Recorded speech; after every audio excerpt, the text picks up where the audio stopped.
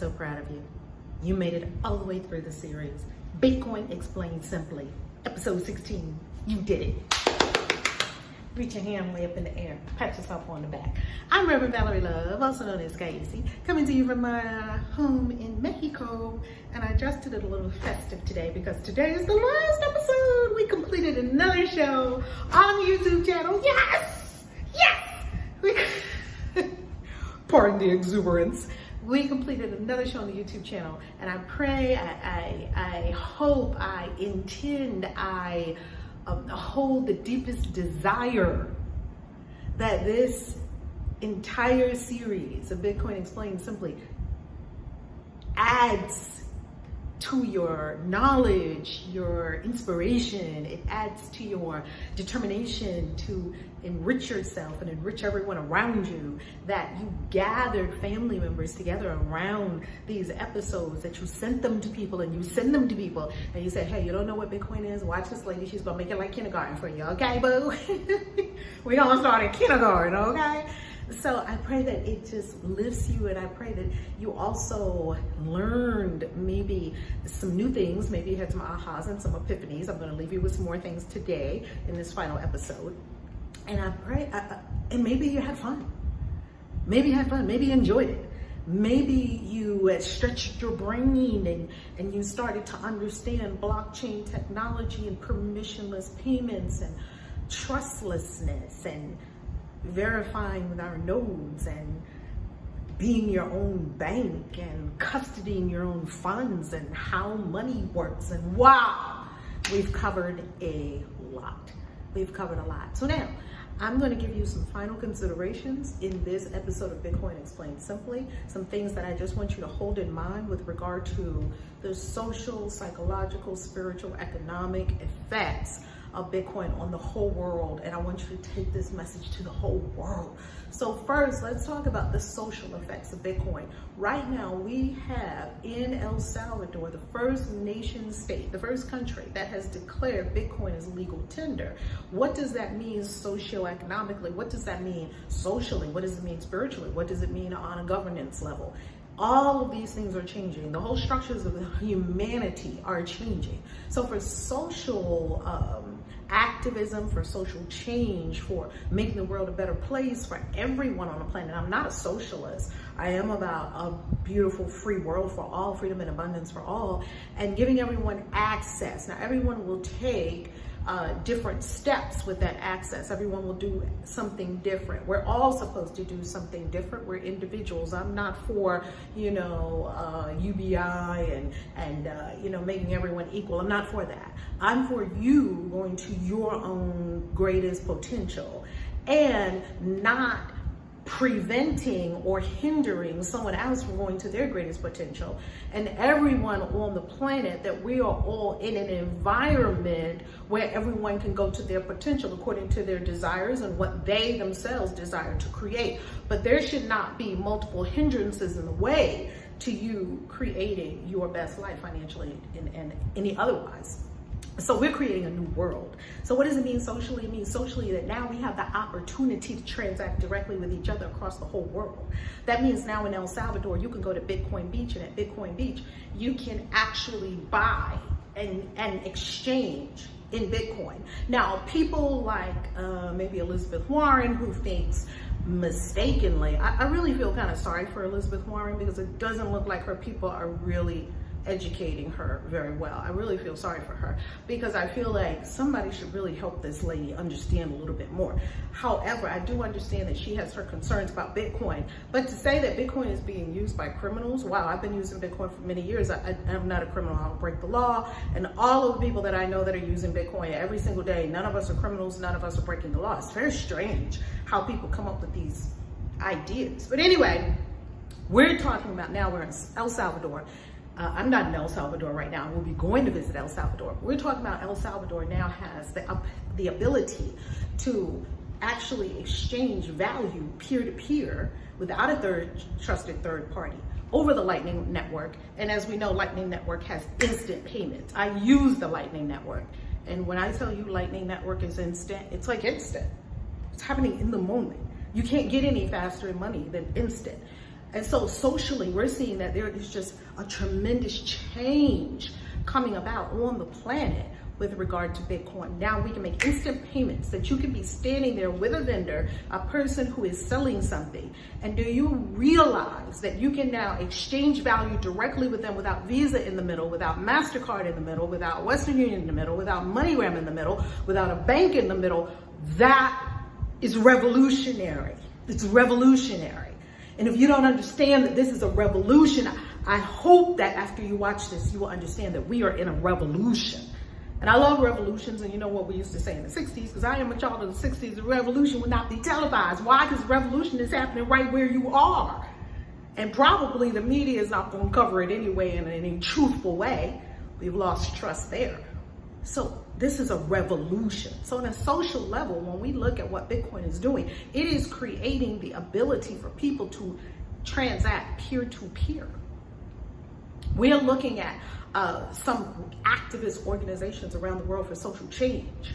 They are able now to have Bitcoin payments sent directly to them where banks have cut them off. Why? Because they're speaking out against the government or a totalitarian government, or just a broken system, or some kind of a political issue is going on in the country. And because they are against that, or they're for freedom, or they're simply activists. I mean, we ought to welcome activists, but of course, a totalitarian ruler is not going to want an activist, because a totalitarian sociopath needs everybody to agree with them. And if you don't agree with them, off with your head. Well, those days are over, because now the banks will cut them off, yet all of these organizations can receive our support directly. We can shoot them some Bitcoin directly to fund their operations, and that's exactly what's happening around the world. So gone are the days where you think that you can silence people, stop people, shut people up, squelch rebellion, squelch revolution. No, no, no. Freedom will rise, and it will always rise. And I'm on the freedom train, baby. And I've said it many times on this channel, I'll say it again. I am here for your freedom, spiritually, mentally, emotionally, physically, and financially. Now let's go to the spiritual aspects of Bitcoin. Bitcoin makes you a more spiritually integrated and mindful person. It's very odd. It's very odd. It's almost like Bitcoin turns you into being some kind of a more ascended kind of being. I can't not really explain this to you. It happened to me, and it's happened to a lot of people. I've heard a lot of people say, Bitcoin really is spiritual. It's so strange. And just hop in a few rooms on Clubhouse and you'll know exactly what I'm talking about. That Bitcoin gives you this purpose. This sense of purpose is so far beyond a currency. It's so beyond a technology. It's so beyond, well, zeros and ones. It is far beyond that. It is almost I don't want to say a belief system, but it is almost like an ethos. It is an ethos. It's a manifesto. That's what Bitcoin is. Bitcoin is a manifesto that all people can be on equal footing. And do you realize that Michael Saylor, yes, he has a lot of Bitcoin. That's beautiful. Elon Musk, yes, he has a lot of Bitcoin. And you have Bitcoin and I have Bitcoin. And in the Bitcoin world, there's no difference between you and Elon Musk. You're at equal footing. A node is a node. If Elon Musk has a node and you have a node, you are equal in Bitcoin. That doesn't happen anywhere else. So we don't have owners of Bitcoin. We have rules, not rulers. Bitcoin is for billions, not just billionaires.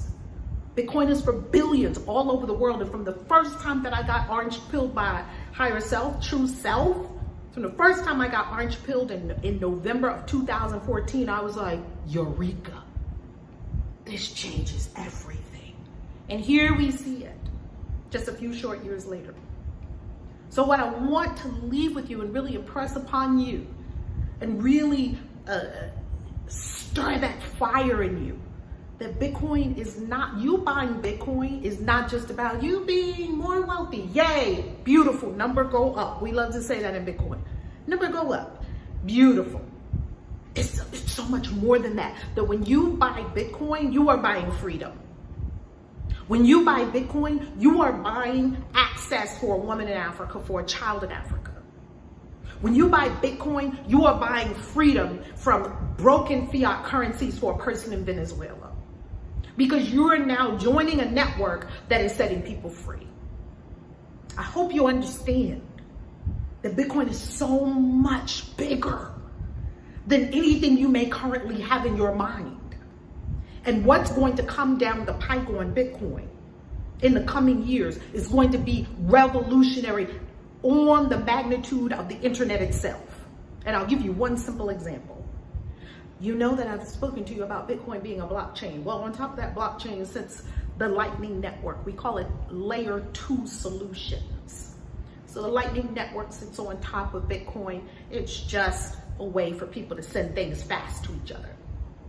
Well, on top of the Lightning Network now are layer 3 solutions where we have Sphinx chat. There are ways that you can actually chat with other people. We already have a chat app sitting on top of Lightning that sits on top of Bitcoin. Can you imagine the future of this? This also means that on top of Lightning Network, because it is a global network, do you realize that we will be able to run social media platforms in the future? That will be coming. Social media platforms on Bitcoin that will be free of censorship resistant, access for billions, not just billionaires. Great, it's for billionaires, it's for billions. Rules, not rulers.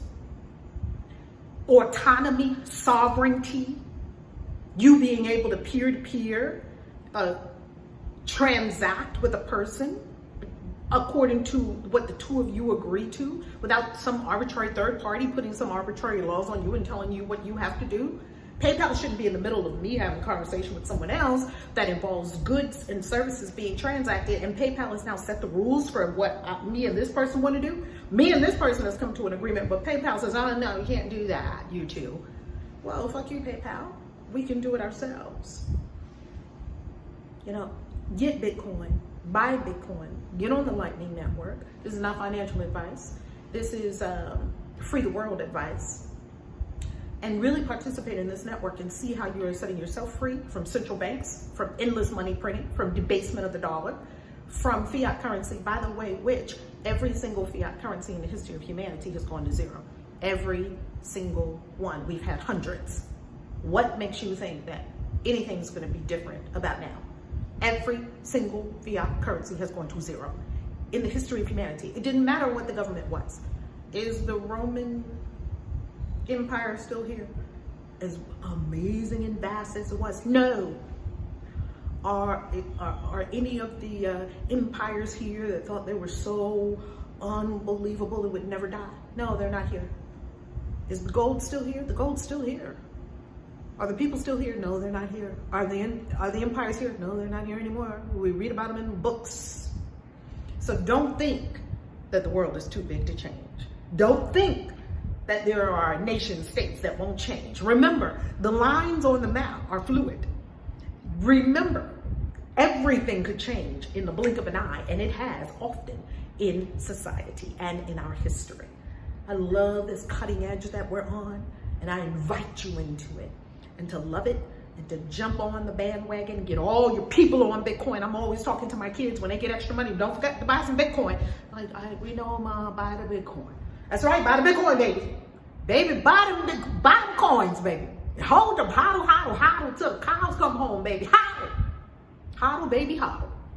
I love you, God bless you, and thank you for being with me in this show on the channel, Bitcoin Explained Simply.